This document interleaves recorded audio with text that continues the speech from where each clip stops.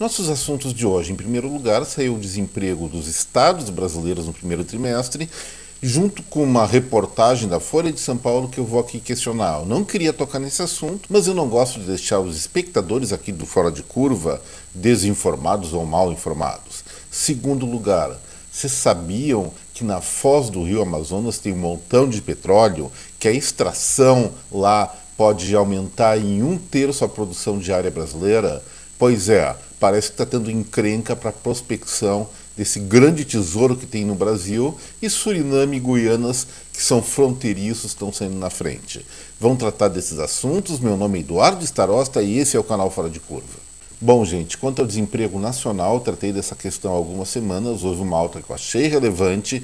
É natural, sim, que o primeiro trimestre de cada ano tem uma desocupação um pouco maior que o quarto trimestre do ano anterior, mas eu considerei que a progressão ocorrida era muito grave, é muito séria e mantenho isso que tenho dizendo. Agora, o IBGE faz uma segunda pesquisa natural desse período, onde mede a taxa de desocupação ou desemprego, chame como quiser, dos estados brasileiros. Aí vem a Folha de São Paulo com a seguinte manchete: desemprego sobe em 16 unidades da federação no primeiro trimestre.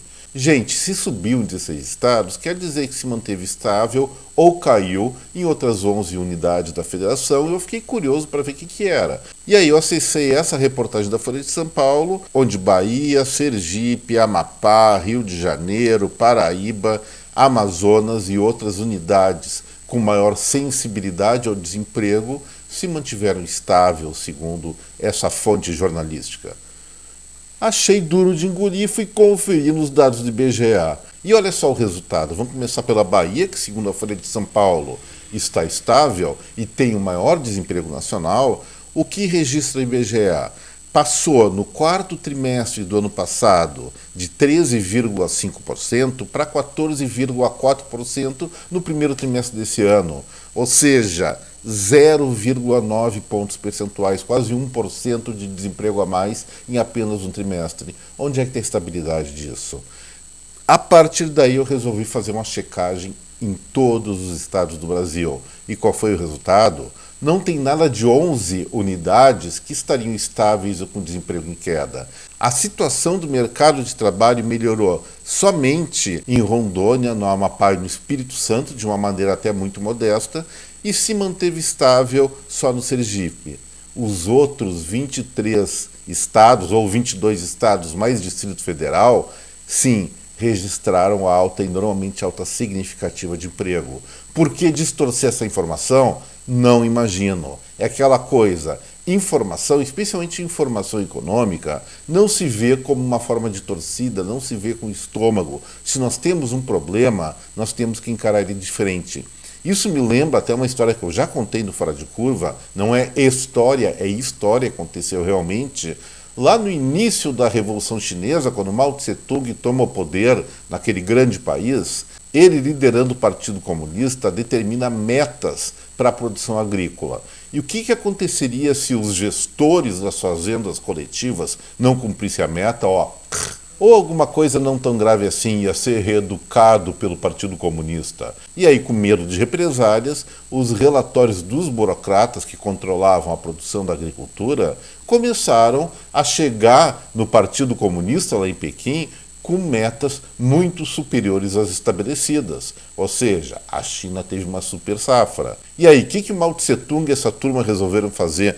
Considerando que o mercado pode dar uma certa riqueza para eles, resolveram exportar o excedente de grãos que nos relatórios havia sido identificados. Fizeram grandes exportações, ganharam a bijuja deles, o dinheirinho deles, e na hora de distribuir alimentação para o povo chinês, cadê a comida?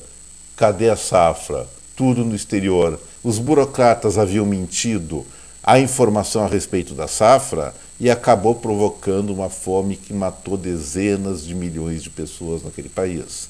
Dá pena, gente. E isso a gente não pode admitir que ocorra no nosso país. O desemprego, sim, ele aumentou em quase todo o Brasil, como eu falei. Apenas 3 estados e de economias menores tiveram queda no desemprego e pequena. e um que foi o Sergipe teve estabilidade. E no resto tudo, o desemprego aumentou sim. Vamos encarar isso com verdade, porque é com a verdade que se combate os males que afligem esse país. Não é com esse papo politiqueiro, que nós já estamos muito acostumados, que as soluções realmente reais vão acontecer. Por falar em politicagem, você viu a comemoração da vitória no Congresso Nacional daqueles que resolveram conceder a urgência para a votação do tal do arcabouço fiscal? Aquilo ali vai ser uma encrenca, gente. Vão dar urgência para isso, para não se discutir muito assunto. E pelo que eu estou vendo, o déficit público, dentro daqueles parâmetros, vai ser uma coisa absurda. E não adianta tirar do orçamento, ou tirar da contabilidade de orçamento, educação, saúde, qualquer coisa, por mais importante que seja. Orçamento é orçamento, gasto é gasto. E retirar da alçada burocrática do equilíbrio das contas públicas não adianta nada. Simplesmente os números são implacáveis, eles só dizem o que acontece. Se tiver déficit, vai ter déficit, isso vai causar inflação, vai impedir queda de juros, ponto final.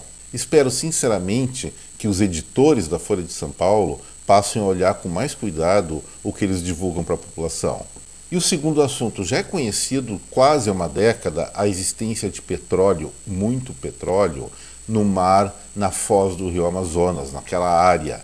Já está sendo explorado ou já está em fase acelerada de desenvolvimento de infraestrutura para poços de petróleo nas Guianas e no Suriname também. E essa localização abarca também território brasileiro, como eu falei, abrange a foz do rio Amazonas, e se o nosso país quiser se beneficiar desse recurso, tem que realmente partir para a exploração, e para isso a Petrobras, há quase 10 anos, como eu falei, vem fazendo vários estudos de impacto ambiental para viabilizar a perfuração de pelo menos 12 poços naquele lugar. E isso, até o atual presidente da Petrobras, o Jean Paul Prates, tem levado muito a sério, está muito empenhado em fazer com que essa matéria-prima, essa riqueza do subsolo, converta em favor dos brasileiros. Mas aí vem o IBAMA, também vinculado ao governo federal, mas sob a tutela da ministra do Meio Ambiente, Marina Silva, e diz que não, nós não aceitamos, nós não aprovamos o projeto de sustentabilidade ambiental da Petrobras, então não pode ter furo lá, não pode extrair petróleo pelos riscos que ocorrem, pelos erros burocráticos do projeto. Qual é o prejuízo que o Brasil vai ter potencial por causa dessa sandice? Provavelmente é muito maior.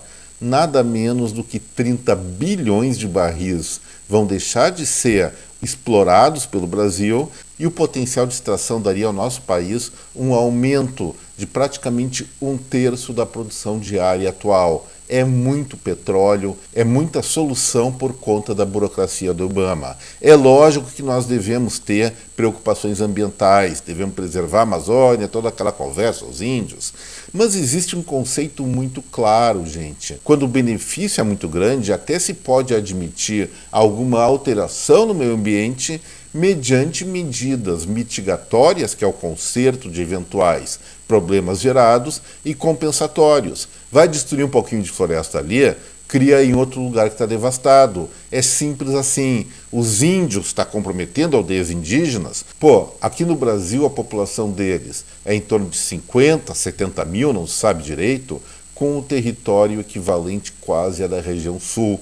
Tira um pouquinho dos índios, negocia com os índios, remunera esses indígenas, que eu tenho praticamente certeza que eles vão gostar muito mais do dinheirinho para ter uma vida confortável, do que ficar morando em malocas, em palhoças, na floresta, sujeito aos perigos da natureza. Podem sim preservar sua cultura, mas preservar a cultura não quer dizer abrir mão de conforto, não quer dizer não progredir. Ficar preso a certas tradições é um atraso de vida, gente. E temos que considerar isso em relação aos índios, mas o nosso tema é petróleo.